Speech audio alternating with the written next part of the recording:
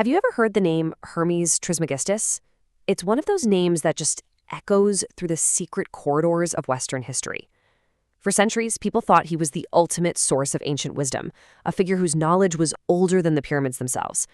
But what if I told you the real story is actually way more interesting than the myth?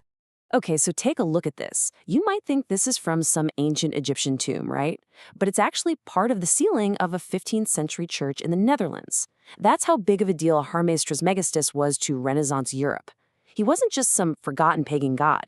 To them, he was a prophet, a guy who was around at the same time as Moses and who held divine secrets that they believed even pointed towards Christianity. But here's the question that just changes everything. What if the whole thing, this bedrock of ancient wisdom that captivated some of the greatest minds in history, was built on a bit of a misunderstanding? To really get why that question was such a bombshell, you first have to appreciate just how powerful the legend was. So let's dive into the story that everyone, for a very, very long time, believed was the absolute truth. I mean, the name itself is a giveaway. Trismegistus, it means thrice-great. This wasn't just some wise old man. He was seen as the fountainhead of all knowledge. People believed he was the founder of a primordial Egyptian mystery system that held the ultimate secrets of the universe. And by placing him way back at the dawn of civilization, it made his wisdom seem older and therefore purer than anything else that came after. And this incredible wisdom wasn't just hearsay. It was written down in a collection of texts called the Corpus Hermeticum. Now, don't think of these as just books. To the people reading them, they were divine revelations. Inside, they found these profound dialogues about God, the nature of the cosmos, and humanity's own divine potential. It was a whole worldview, supposedly from this one legendary source. So, the myth is epic, but what you find when you dig into the history is a very different and, honestly, a much more fascinating story. So where did this figure really come from?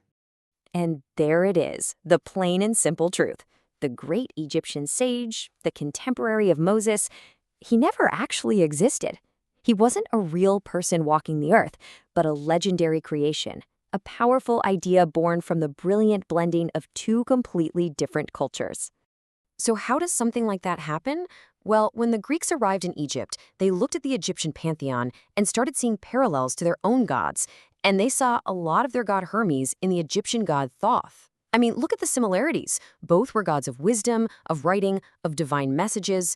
So over time, these two figures just sort of merged. They fused together into one hybrid figure, Hermes Trismegistus. And this didn't happen in the distant past of the pharaohs. It happened much, much later, during a period we call Hellenistic Egypt. You have to picture this place as a huge cultural melting pot. You had Greek culture, Egyptian culture, and a ton of other influences, all mixing and mingling, creating brand new philosophies and ideas. And Hermes Trismegistus is maybe the ultimate product of that incredible fusion. So, when later Europeans looked back, they weren't seeing the actual historical Egypt that Egyptologists study today. They were captivated by something else, a concept that scholars now call Egyptosophy. It was this imagined, mystical idea of Egypt as this land of ancient secret wisdom, a romantic vision completely separate from the historical reality. So this imagined Egypt and the text from its imaginary prophet, they kind of lay dormant for a while. But then, fast forward to the 15th century, and they're rediscovered. And when they hit the scene, they basically set the intellectual world of the Renaissance on fire. The journey these texts took is a wild story on its own. They were actually written in Greek probably around the 2nd or 3rd century AD. They were preserved and studied for centuries in the Arab world. And then, in 1460, a Greek manuscript finally makes its way to Florence, Italy. A top scholar named Marsilio Ficino gets the job of translating it, and when it's published in 1471, it causes an absolute sensation. And the timing, wow, the timing was just perfect. Ficino was working for the incredibly powerful Cosimo de' Medici, and he basically unleashed this philosophy that celebrated human potential and our divine connection to the cosmos. For the humanists of the Renaissance, who were all about shifting the focus to human greatness, this was like pouring gasoline on a fire. And a line like this is exactly why it electrified them. Just imagine hearing that for the first time. Coming from a text that you believe is thousands of years old, this quote felt like ancient validation for their entire worldview. It didn't paint humanity as sinful or flawed. It said we are a great wonder, a miracle reflecting the glory of the whole universe. So, for almost 200 years, the myth held strong. Hermes was the ancient sage. His texts were the primordial truth. But all of that was about to come crashing down, thanks to the incredibly sharp eyes of one scholar. So let's set the scene. The year is 1614, and our guy is Isaac Casaubon, one of the greatest classical scholars of his day. He wasn't setting out to destroy a beloved tradition. He was just doing his job, analyzing a text with a really, really critical eye. So how did he do it? Well, it was a masterful piece of scholarly detective work. Casaubon dug deep into the original Greek text.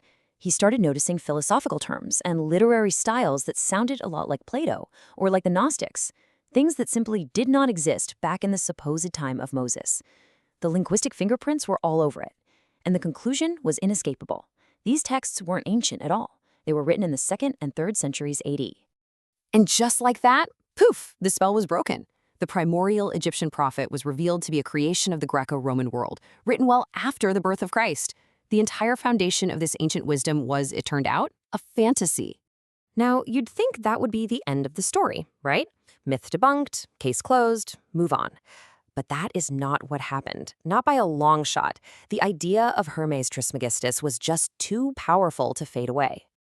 And that brings us to the final, and maybe the most important question. If the whole thing was based on a historical mistake, why are we still talking about it? Why did these ideas continue to have such a huge impact? Because the influence was and still is immense.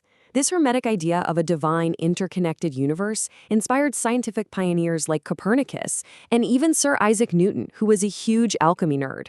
It shaped the art and architecture of the Renaissance. It laid the groundwork for later esoteric groups like the Rosicrucians and the Freemasons. For centuries, this Greco-Roman invention was Egyptian wisdom to the Western world.